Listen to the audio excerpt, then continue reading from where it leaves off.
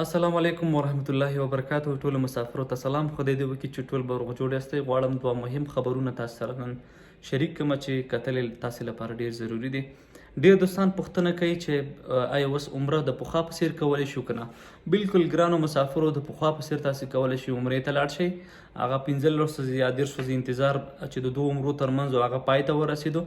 مهم که تاسو دوه ډوزه واکسین کړي او توکل نه ولرئ نو تاسو کولی شئ مستقیما د اعتمر نه څخه هغه ځان لپاره تصریح واخلئ. اعتمر نه به له دې وروسته 4 ساعته خلاص وي. هر تاریخ چې تاسو خوښوو تاسو کولی شئ چې تاریخ انتخاب کړئ. د دې ترڅنګ ګرانو مسافرو بل مهم خبر دا ده چې د پیغمبر صلی الله علیه وسلم روضه شریفه چې ده دا به هم د پخوا په څیر خلاصه وي. یوازې تاسو به تصریح اخلئ او هر وخت تصریح اخیستلی شئ، کولی شئ چې هغې زیارت ته لاړ شئ. مهم ورپکې د کرونا واکسین دی. تاسو باید 2 ډوزه واکسین پوره کړئ. نو ګرانو دوستانو دغه یو څو مهم خبرې به غواړم تاسو سره شریک کړم. ګرانو دوستانو کولی شئ زموږ یوټیوب در سره سبسکرایب کړئ. مهم معلومات موږ دلته تاسو ته خپرو.